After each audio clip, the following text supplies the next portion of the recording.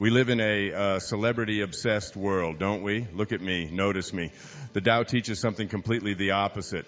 Listen to the 66th verse of the water again. The sea stays low, and because the sea stays low, all of the rivers and all of the streams empty into it because it stays humble, because it stays in that place of just allowing everything to come to you.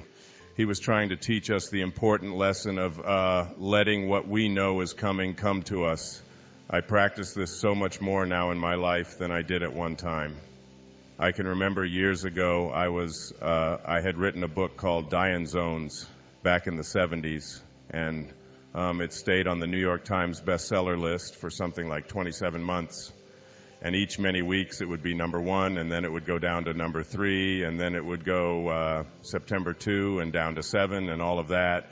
And I was doing The Tonight Show in those days on a regular basis, and so many of the other shows, the Merv Griffin and Phil Donahue and Dinah Shore, I became like a regular on the Dinah Shore. I was like, hobnobbing with Burt Lancaster folks, and what you do is you call and find out where you appear on the bestseller list for the following week on Wednesday. So you call up on Wednesday, not for the Sunday coming up, but for the following week. And I called home, and my ego was pretty strong, and I was very much into a lot of notice. I really believe that true nobility is not about being better than anyone else. Now it's about being better than you used to be. And I think I'm better than I used to be. And I know that I'm better than I used to be in every quality or every characteristic that I hold to be valuable. But in those days, I was into Notice Me, and I called home, and I had trained my wife to call the New York Times. She had this special number that she could call, and with a certain code, and she could find out where I was going to appear on the bestseller list the following week. So I called her up, and I said, where am I on the bestseller next week, out in California doing something? And she said, you're not on the bestseller list. I said, what are you talking about? I was number 1 on the bestseller list last week. I said, even my voice changed when I said, why? What do you mean I'm not on the bestseller list? She said, you're not on the bestseller. I'm sorry. She said, your book is on the bestseller. Big distinction there, isn't it? Between believing that this is me and recognizing that you can let go a little bit of that. Listen to verse 66 of the Do. Why is the sea king of 100 streams? Because it lies below them. Humility gives it its power. That's a very important principle to understand, and I live on the ocean right next to it. It's my front yard, and always I watch it to learn something from this thing called the ocean, which is the most powerful source of life that we have on the planet. Without it, there's no life on this planet. And because it stays low. So what does this have to say to us? Do you have the capacity to get past that ego need to always be saying, notice me, look how important I am? I mean, there's been a proliferation of this lately with this celebrity silly stuff, isn't it? I mean, CNN is doing, full-hour shows on silly little things about what happened to this particular celebrity or what happened to that celebrity, and the celebrity's never even done anything. And there's all of this talk about, and all of the new magazines, and you go through an airport and you look on the newsstand and all the same photos just with different magazines. I don't even know what the names of all of them are, but there's like this huge market now that we have for people to get into a state of notice me, notice me, notice me.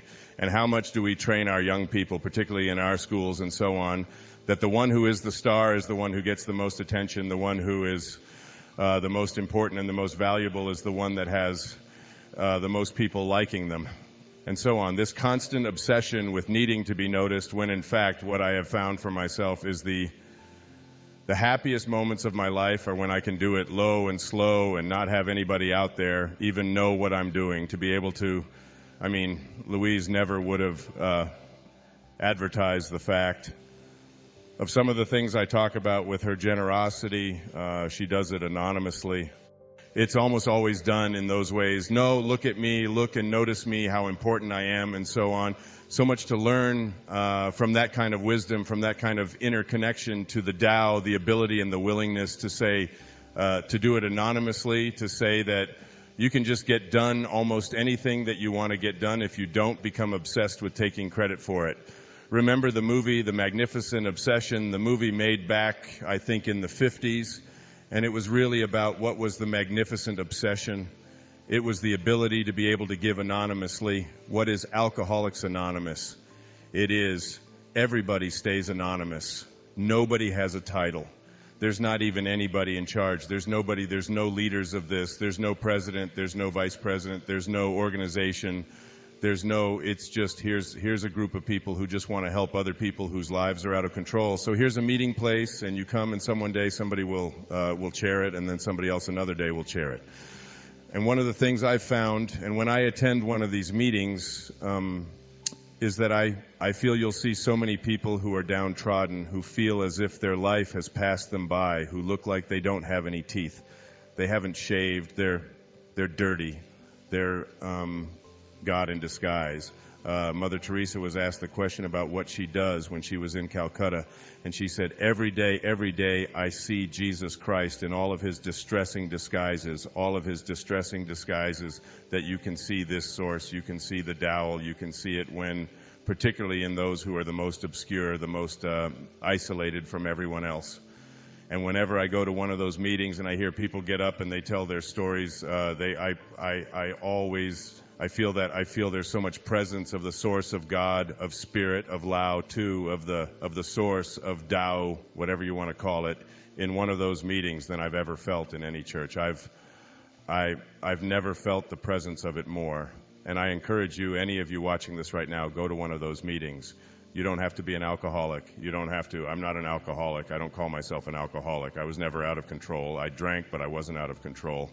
And but I still go to those meetings. I have people in my own family that have struggled with addiction, and I go with them, and I sit there and I listen to those stories, and I get shivers down my back when I think about how beautiful it is to be in the presence of people. All they want to do is help each other.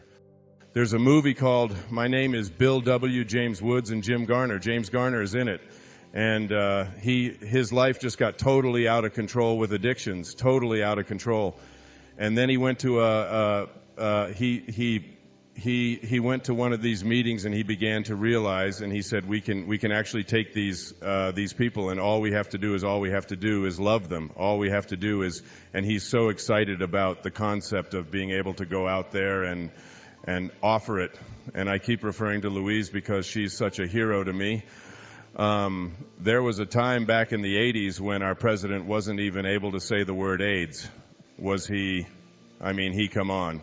And here was this lady who, before this thing became the worldwide phenomenon that it is, was having meetings in her own house and going and bringing these people, these downtrodden people who had been labeled outcasts in society, and offering them a place to learn how to love each other and to care for each other. This was long before there was any celebrity STA status associated with trying to end this horrible crisis that our country has and our world has had. There was James Woods so excited about the idea of we can create a place where we're anonymous. Nobody has to know anything about us. We don't have to say our names. We don't have to say anything. We just have to come there, and we can help each other. And before that happened, everybody who got out of control with addictions, particularly with alcohol, would die. There was no cure. There was no cure. And where did they find their cure? They found it in being anonymous. They found it in being obscure. They found it in having no organization. They found it in having no elected representative. They found it in having no rules. There are no rules. You just come, and we care if you've been 1 day or 1 hour sober, or even if you're drunk, you come. We care about you, and you are not that alcohol. Who you are is this divine soul. In the 36th verse of the Tao Te Ching, it says, the gentle outlast the strong, the obscure outlast the obvious. Try to become a little more obscure, a little less interfering, a little less. Notice me a little less. One of the specific kinds of things that you can do is, just as you're about, when somebody else is talking, just as you're about to interject what you've been thinking about for the whole time, waiting for them to stop talking, just stop, to bite your tongue and say, tell me more. Or, that's very interesting. I have never heard that point of view before. Even if they totally, completely disagree with everything that you stand for, to be willing to listen, to be able to stop, practice it. I practiced it when I did these verses of the Tao. I practiced it every single day while I was working on that, just staying obscure. And for me, that's not always so easy because of just being recognized wherever I go. And if I saw someone who was about to recognize me, I would just put my head down.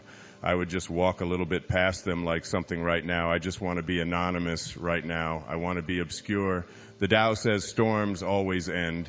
Verse 23, fierce winds don't blow all morning. A downpour of rain doesn't last all day.